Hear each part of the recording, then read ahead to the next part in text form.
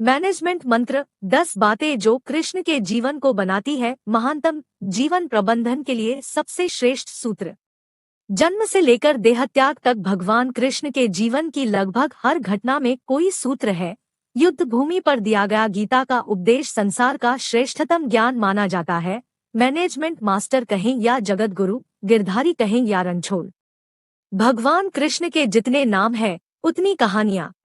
जीवन जीने के तरीके को अगर किसी ने परिभाषित किया है तो वो कृष्ण है। कर्म से होकर परमात्मा तक जाने वाले मार्ग को उन्हीं ने बताया है।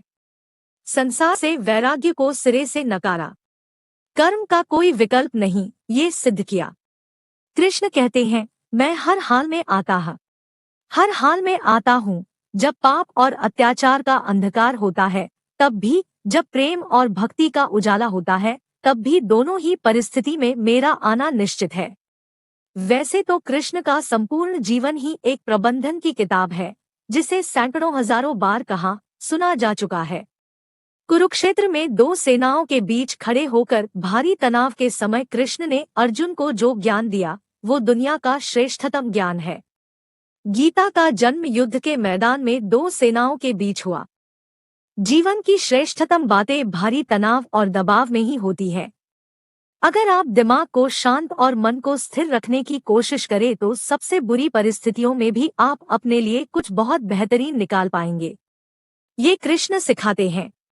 गीता पढ़ने से पहले अगर इसी बात को समझ लिया जाए तो गीता पढ़ना सफल हुआ। कृष्ण का जीवन ऐसी ही बातों से भरा पड़ा है।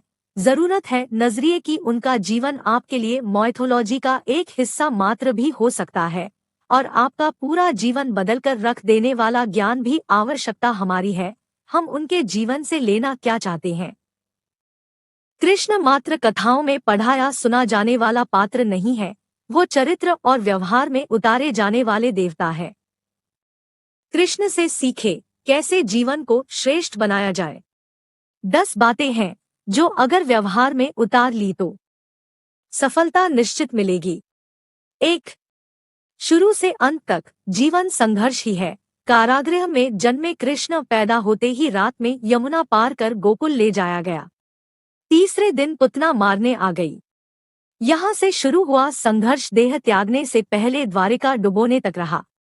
कृष्ण का जीवन कहता है, आप कोई भी हो, संसार में आए हैं तो संघर्ष हमेशा रहेगा। मानव जीवन में आकर परमात्मा भी सांसारिक चुनौतियों से बच नहीं सकता। कृष्ण ने कभी किसी बात की शिकायत नहीं की, हर परिस्थिति को जिया और जीता।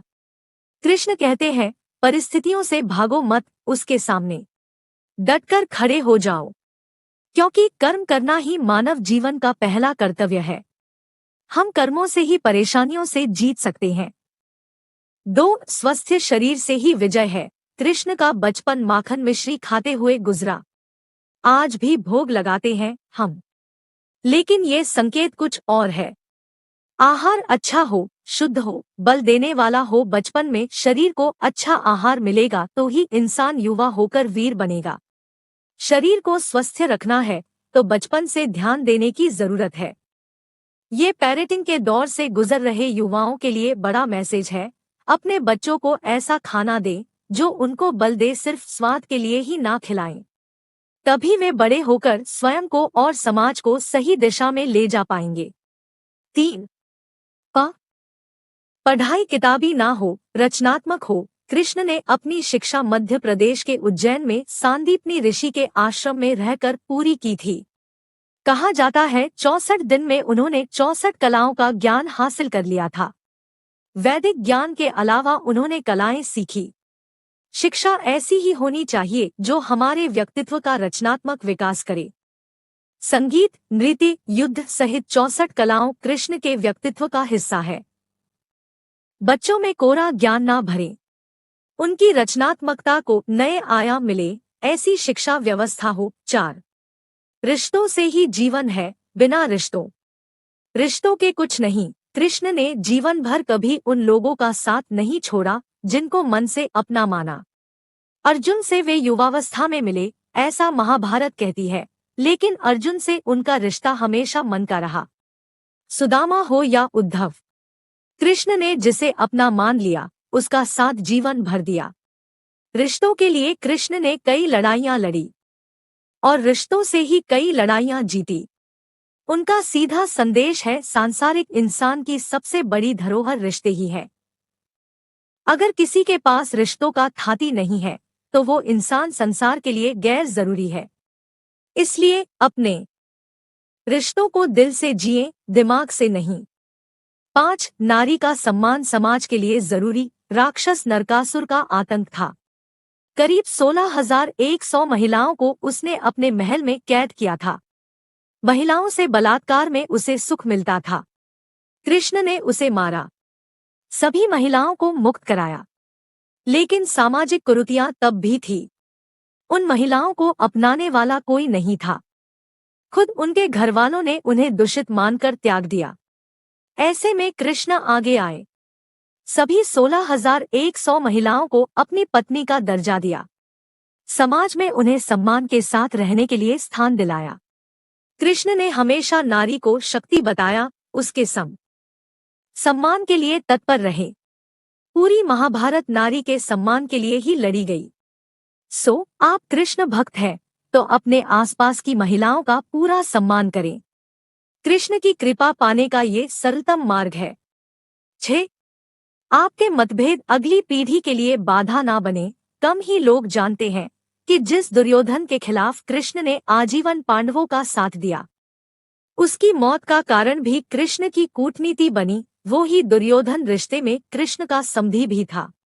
कृष्ण के पुत्र सांब ने दुर्योधन की बेटी लक्ष्मणा का अपहरण करके उससे विवाह किया था, क्योंकि लक्ष्मणा सांब से विवाह करना चाहती थी, लेकिन दुर्योधन खिलाफ था।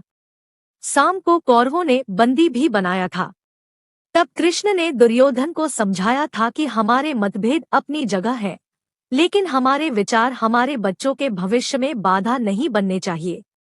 2 परिवारों के आपसी झगड़े में बच्चों के प्रेम की बलि ना चढ़ाई जाए। कृष्ण ने लक्ष्मणा को पूरे सम्मान के साथ अपने यहाँ रखा। दुर्योधन से उनका मतभेद हमेशा रहा, लेकिन उन्होंने उसका प्रभाव कभी लक्ष्मणा और सांब की गृहस्थी पर नहीं पड़ने दिया। शांति का मार्ग ही विकास का रास्ता है। कृष्ण ने महाभारत युद्ध के पहले शांति से समझौता करने के लिए पांडवों और कौरवों के बीच मध्यस्थता की। हालांकि दोनों ही पक्ष युद्ध लड़ने के लिए आतुर थे, लेकिन कृष्ण ने हमेशा चाहा कि कैसे भी युद्ध टल जाए।